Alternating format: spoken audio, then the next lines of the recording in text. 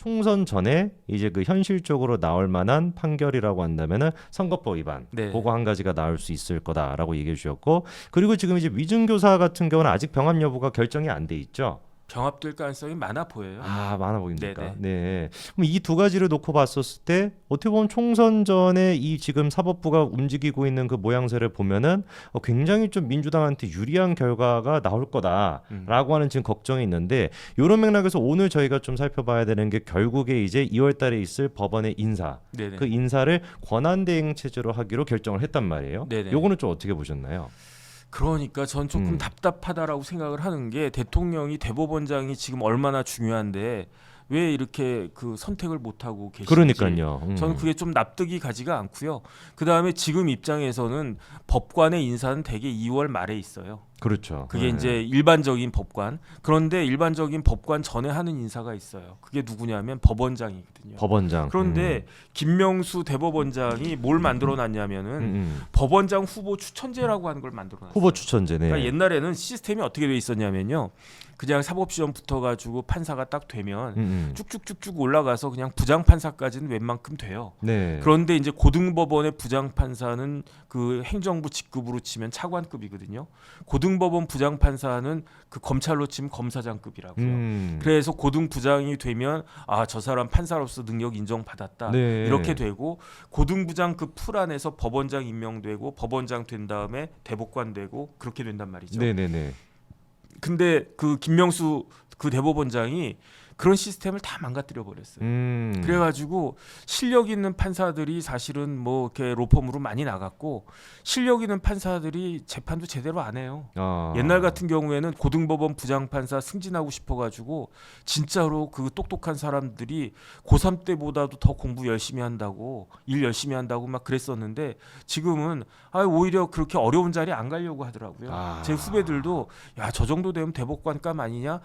뭐 당연히 이제 고등부장은 옛날로 치면 되는 거 아니? 고등부장이 없어졌어요. 네. 사람은 똑같거든요. 판사하고 모구 간에 사람은 저도 마찬가지예요. 저를 움직이는 건 두 가지예요. 하나는 당근, 또 하나는 채찍. 그렇죠, 그렇죠. 그러니까 맞기 싫으니까 일하는 거고, 저기 당근이 있으니까, 그 다음에 이제 꿀이 있고 사탕이 있고, 뭐 제가 좋아하는 뭐 랍스터 뭐 이런 거 있으니까 네네네. 그런 걸 위해서 이렇게 일을 하는 건데, 당근하고 채찍을 없애버리면, 그럼 저도 마찬가지야. 그럼 그게 뭐냐? 공산주의잖아요. 그렇죠. 일 제대로 안 하죠. 공산주의의 이념은 아주 그럴 듯해요. 제가 그 대학 다닐 때 공산주의 관련된 책들 좀 봤는데 뭐라고 이야기했냐면 공산주의의 이념은 능력만큼 일하고 원하는 만큼 가져가는 거예요. 그거 얼마나 좋아요. 내가 능력이 10밖에 안 돼. 그럼 10 열심히 일하는 거예요. 그 성 대표가 능력이 100이야. 그럼 성 대표가 100까지 일을 하는 거예요. 그런데 나는 능력이 10밖에 안 되지만 필요한 게 50이야. 그러면은 50을 가져갈 수 있는 거예요. 성 대표는 능력이 100이니까 100만큼 일하고 원하는 건 50밖에 안 돼. 그럼 50만 그러면 처음에야 뭐 그러니까 이념으로 야, 우리 이렇게 살아야 돼. 이게 아이디어를 한 거야. 그러면서 10이나 100이나 똑같이 50씩 나눠 간단 말이에요. 근데 이게 제대로 굴러가겠습니까? 안 가지. 편하게 살고 싶지. 그러면 성 대표도 10밖에 일 안 하는 거예요. 그렇죠. 그러면은 필요한 거 50씩은 필요하잖아요. 그럼 그 50을 어떻게 채웁니까? 그게 공산주의니까 그러니까 망한 거잖아요. 인간의 본성에 맞지 않는 제도가 공산주의다. 근데 그 공산주의 정책을 사실상 사법부에까지 들어와서 만들어냈던 게 김명수의 그 추천제였던 거네요. 그러니까 사법부에서는 지금 그러니까 저 같아도 판결문 안 써요. 못하러 일을 합니까? 그러니까요. 열심히 뭐 굳이 할 필요가 없어지니까. 그다음 나가서 판사님 뭐 부장 판사님 이렇게 뭐 대단하십니다. 내가 판사 이루고 싶지. 그렇죠. 누가 밤새 가지고 이렇게 앉아 가지고 일하고 싶습니까? 나도 이제 프로야구 보러 가고 싶고 일본도 뭐 먹방도 가고 싶고 다 그렇지. 지금 그런데 지금 법률 문화가 이렇게 바뀌어 가지고 큰일이다. 그렇기 때문에 대법원장이 빨리 바뀌어서 여기에 메스를 대야 되는데 그다음에 이제 이야기하다 잠깐 바뀌었는데 네네.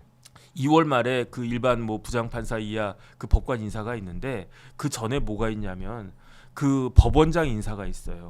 그런데 김명수 대법원장이 그 법원장 후보 추천제라고 한 걸 만들었기 때문에 지금부터는 누가 법원장이 후보가 될 것인지 아니면 법원장 후보 추천제를 없애고 대법원장이 그냥 지명할 것인지 이런 것들이 지금부터는 지금 그 적용이 돼야 되거든요. 방향이 결정이 돼야 되거든요. 그렇기 때문에 새로운 대법원장이 임명이 돼가지고 그 지명이 되고 또 지난번처럼 뭐 청문회 통과하고 그 다음에 이제 의결 표결해가지고 국회 동의 받고 그렇게 하면 빨라야 12월 말 늦으면 뭐 1월 초 막 이렇게 될 텐데 그때 준비하기에는 그 법관 인사가 늦어지는 거예요. 그렇죠. 그럼 2월 말에 인사가 안 되고 뭐 3월, 4월 뭐 그때 해도 돼요, 사실은. 근데 지금 안철상 그 대행자가 안철상 대법관이 그렇게 하는 거는 이제 법원의 관례 그 맞지 않으니까 그냥 본인이 최소한도로 이걸 갖다 하겠다 이렇게 결정을 한 것 같은데 저는 사실은 부적절하다고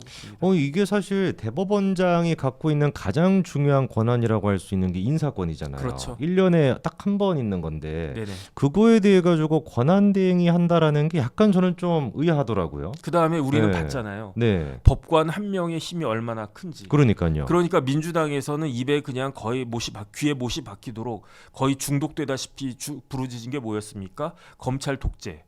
검찰이 무슨 독재입니까? 유창훈 부장이 그렇게 검사들이 막 수백 페이지 하고 막 진짜 어마어마하게 그 준비한 것들을 쓱 보고 아닌 것 같아. 한마디 그러니까요. 하니까 영장 기각됐잖아요. 음. 그게 그 법관의 힘이고 그렇기 때문에 영장 전담 재판부 이런 데가 굉장히 요직이거든요. 그거 하면은 짭짤해요. 그러면은 약간 자기 그 대법원장이 최측근들을 거기다가 임명을 많이 그러니까 하겠네요. 김명수가 심은 거다라고 저는 생각할 수밖에 없고 그렇기 때문에 유창훈 부장 같은 사람이 계속 영장 전담 법관을 하고 있으면 그러면 되겠습니까?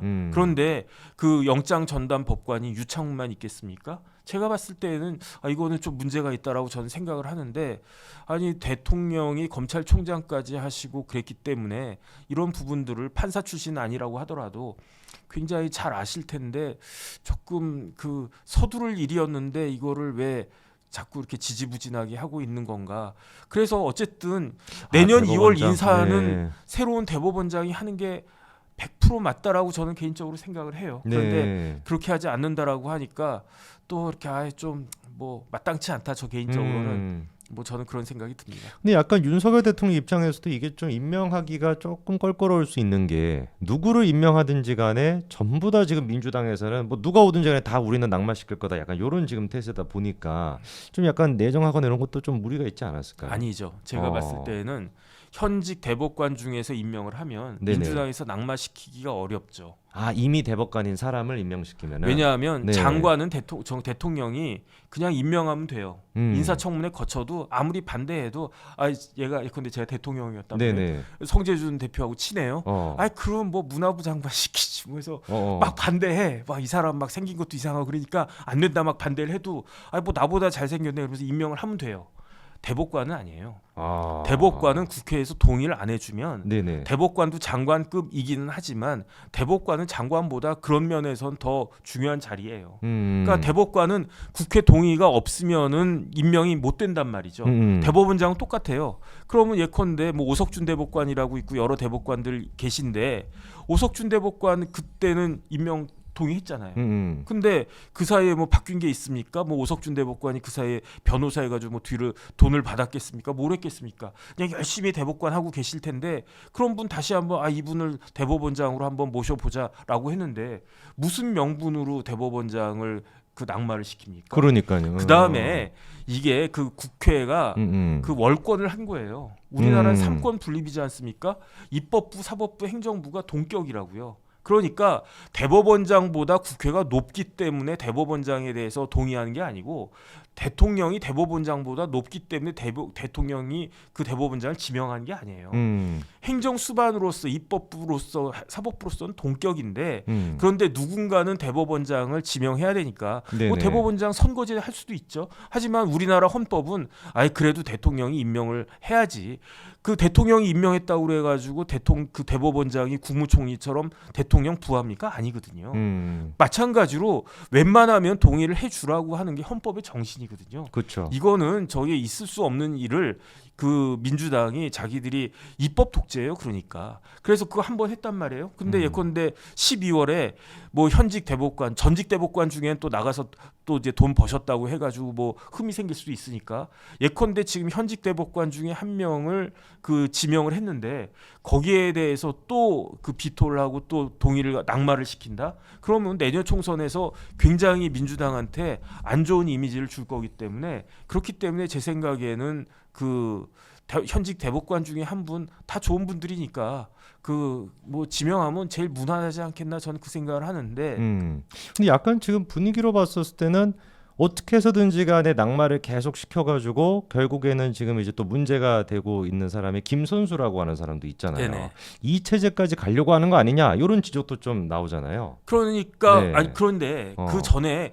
자꾸 지명을 하는 거예요. 그럼 뭐 죽어라고 뭐 김선수가 대법원장 역할을 뭐 본인의 그 대법관직 끝날 때까지 계속 하게끔 그렇게 하겠습니까? 그렇게 할 수도 있죠. 왜냐하면 입법 독재니까. 그러니까요. 그러니까 그렇게 할 수는 있는데 그렇게 하면 국민적 저항이 어마어마할 테니까. 그거는 뭐 권한이 있다고 마구 쓰면 그게 되겠습니까? 어쨌든 그런 의미에서는 제 생각에는 근데 이제 자꾸 이 대법원장이 지명이 늦어지고 그러면 뭐 민주당 입장에서는 땡큐겠죠. 뭐 가만히 있다가 이제 1월 달이면 그 안철상 대법관하고 민유숙 대법관 물러나거든요.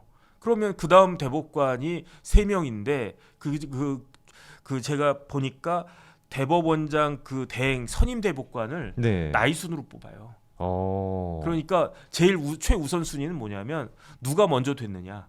예를 들어 제가 1월 달에 되고 성 대표가 2월 달에 됐으면 제가 선임이에요. 근데 똑같이 됐잖아요. 제가 나이 많잖아요. 그러면 제가 선임이에요.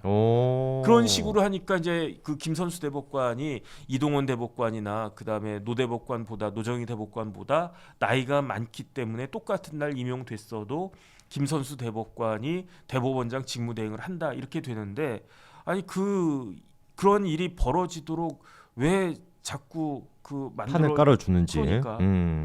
아니 이걸 갖다가 지명을 했는데 낙마시켜서 김선수 대법관이 대법원장 직무대행하는 거 하고 가만히 있어가지고 자동적으로 그 대법원장 직무대행하는 거 하고 180도 다른 거 아닙니까? 그렇죠. 그러니까 약간 윤석열 정부 입장에서도 국민들도 분명히 느낄 테니까요. 네네. 일단 윤석열 정부가 임명을 했는데 민주당이 이재명을 방탄하겠다라고 하는 목적으로 무조건 낙마를 시켜서 어쨌거나 그걸 통해서 김선수 체제가 된다라고 한들 아무것도 안 하고 있다가 김선수 체제가 되는 건 완전히 다른 거니까. 완전히 다르죠.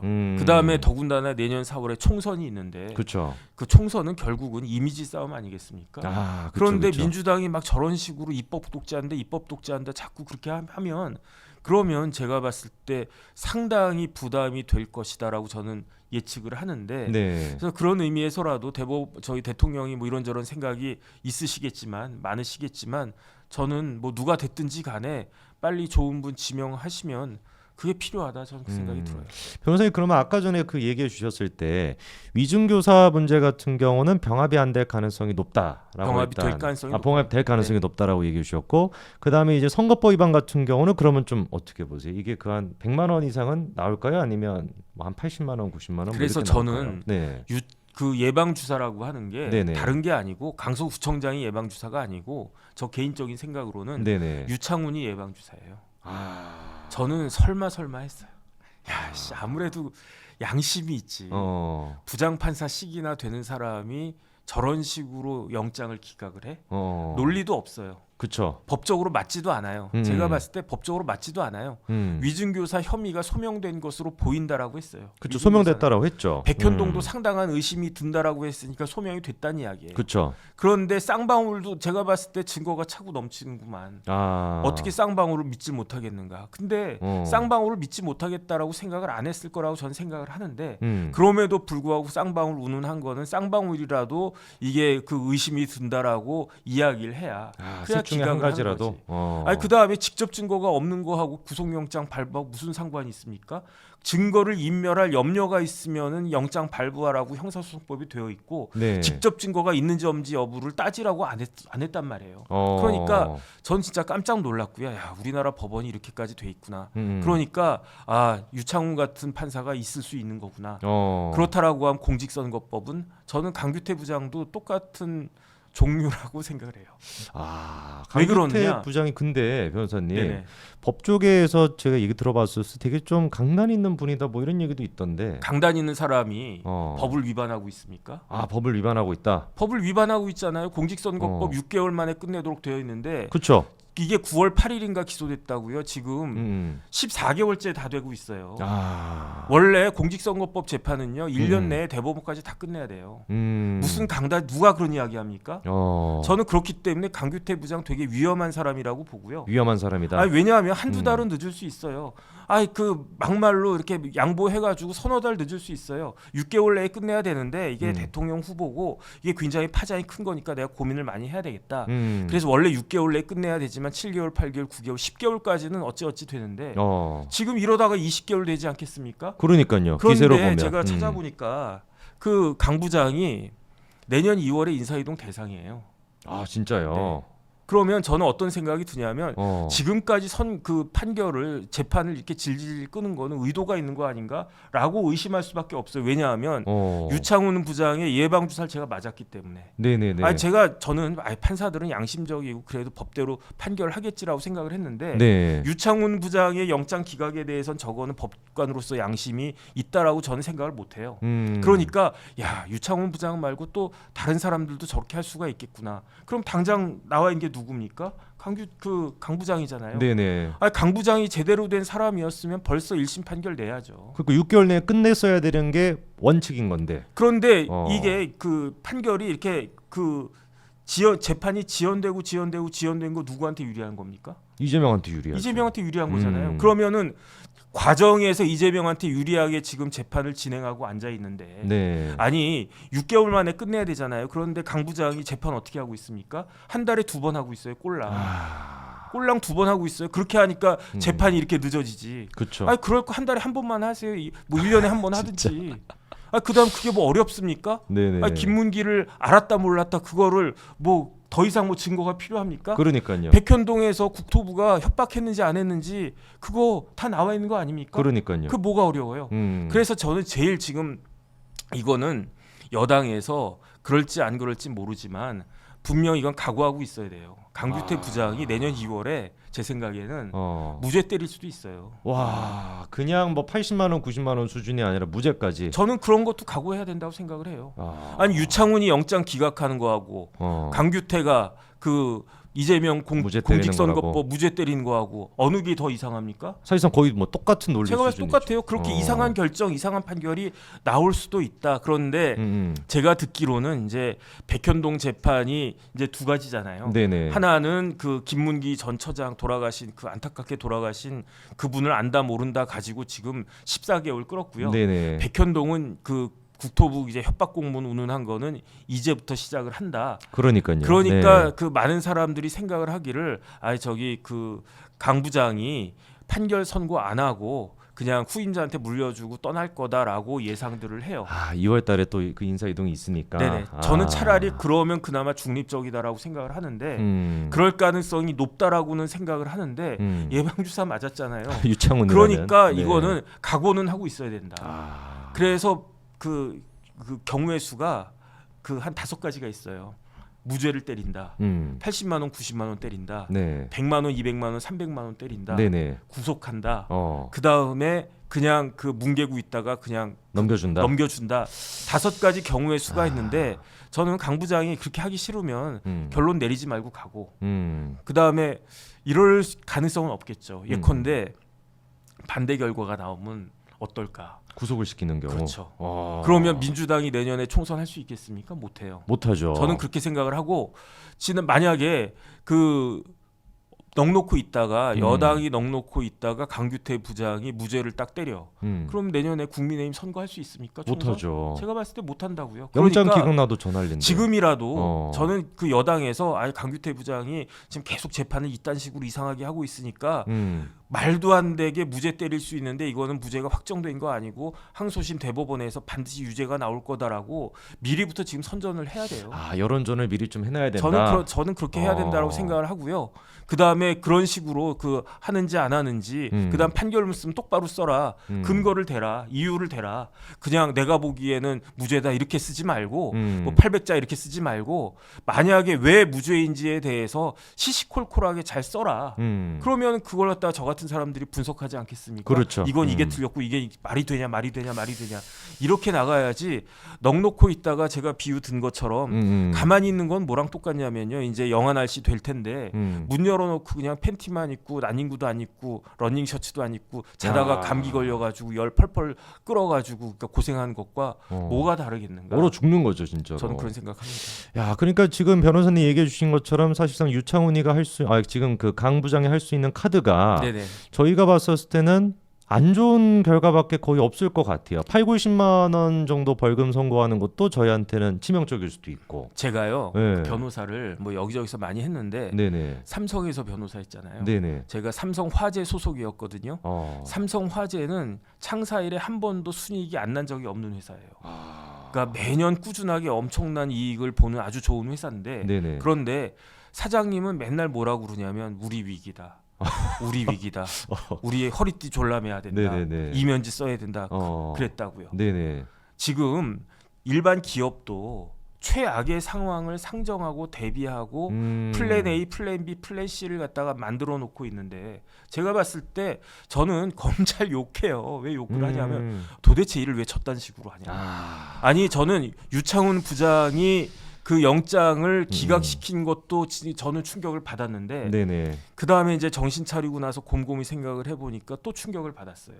왜냐하면 유창훈이 영장 기각을 시킬 거라고 검찰하고 여당에서 생각을 못했던 거예요. 아예 예상을 못했죠. 그러니까 저 같은 사람은 예상 못해요. 당연히 못하지. 뭐 제가 검사도 아니고 뭐 일개 변호사 듣보잡이고 그런데 적어도 우리나라의 핵심적인 그 역할을 맡고 있는 검찰총장, 중앙지검장 이 정도 되는 사람이라면 만에 하나, 100만 분의 하나 유창훈이라고 하는 사람이 영장을 기각시키면 어떻게 해야 될 것인가. 플랜 B가 있었어야 되잖아요. 그렇죠. 제가 봤을 때 그 검찰이 허둥지둥대고 있었어요. 여당도 허둥지둥대고 있었고 여당은 오히려 제가 봤을 때 바로 뒤가 강서구청장 선거였는데 그 대비를 플랜 B가 거꾸로 갔잖아요. 아니 그게 17%나 질 일입니까? 제가 봤을 때는 17% 질 일이 아니고 만약에 이재명 대표가 방탄을 해가지고 네. 뭐 구속영장 발부 이런 문제가 나오지 않았으면 제 생각에는 삐까삐까했을 수도 있어요. 기각의 여파가 사실상 강서구 재벌구까지 갔다라고 보시네요. 그런데 기각을 딱 받았으니까 큰일 났다. 여기에 대해서 어떻게 대비를 해야 되느냐. 그 부분에 대해서 미리 사전에 생각하고 혹시 1000만 분의 1, 1억 분의 1이라도 기각이 되면 우리는 강서구청장 선거를 이렇게 해야 되겠다. 검찰청은 우리는 플랜 B로 이러이러하게 해야 되겠다. 근데 제가 보니까 다들 허둥지둥할 뿐이지 플랜 B가 하나도 없단 말이죠. 그러니까 제가 봤을 때는 저는 그게 더 충격이었고 네네. 더 중요한 건 뭐냐면요. 송경호 검사장하고 유창훈 부장이 사법연수원 동기예요. 그 서울대 법대 선후배 지간이고 네네. 유창훈이 더 어린데 더 그러니까 후배인데 송경호하고 유창훈이 동기예요. 사법연수원 동기. 그런데도 유창훈이 어떤 사람인지에 대해서 분석도 안 하고 있다가 그러다가 영장 기각 맞고 나가지고 그리고 나가지고 국감에 가가지고 막 짜증내고 그게 말이 되겠습니까? 저는 그건 아니다라고 생각을 하고요. 그렇다고 해가지고 뭐 제가 뭐 이재명 대표 편을 드는 건 아니고 유창훈 부장이 잘했다라고 한 결코 아닌데 대비가 돼 있었다. 말이 안 되는 된다. 일이 벌어지고 있는데 거기에 대해서 검찰이 대비가 전혀 안 되고 있는 걸 보니까 삼성이 저렇게 안 하겠다 싶은 생각이 듭니다. 그게 참 진짜 뼈아픈 말씀인데 그러니까 지금 이제 변호사님 강조를 해주시는 것처럼 충분히 지금 선거법 위반도 우리가 예상이 되는 것처럼 8, 90만 원이 나오던가 아예 그냥 뭐 2월 달에 있을 정기 인사를 그냥 생각해 놓고 그냥 뭐 후임한테 넘겨준다든지 이럴 경우도 있고 아예 그냥 무죄가 나올 수도 있고 그렇죠. 충분히 그럴 가능성이 높다 보니까 이거에 대해서 대비가 돼 있어야 된다. 요 점을 지금 강조를 해주신 거고 아니, 여당에서는요. 제가 말씀드린 5가지 경우의 수를 플랜 A, B, C, D, E 해가지고 각각의 경우를 다 대비를 하고 있어야 돼요. 제 생각에 내년에 제일 핵심은 강규태 부장이 그 결정을 판결을 어떻게 하느냐가 가장 중요한 팩터예요. 그 선거에 있어서 여러 가지 팩터가 있지 않겠습니까? 뭐 공천도 잘해야 되고 뭐 김포도 해야 되고 뭣도 해야 되고 그렇지만 아니 저는 제가 혼자 곰곰이 생각을 해보다가 강규태가 무죄도 때릴 수 있겠네라고 딱 생각을 했더니 유창훈이를 보면 그러니까 그럼 뭐 게임 끝나겠네. 그러니까 이제 그런 부분들에 대해서 뭐 김포도 좋고 뭐 저는 김포 잘했다고 생각을 해요. 그다음에 혁신위원회도 잘했다라고 생각한다고 말씀드렸고 근데 쓰나미가 몰려오면 대비가 돼 있어야 돼. 뭐 이만한 제방을 갖다가 아무리 요 수준으로 싸도 100년 만에 올까 말까한 쓰나미가 딱 그 들이닥치면 그럼 게임 끝나는 거 아니겠습니까? 그렇죠. 그 쓰나미 버튼을 저는 강규태 부장이 가지고 있다라고 개인적으로 생각을 해요.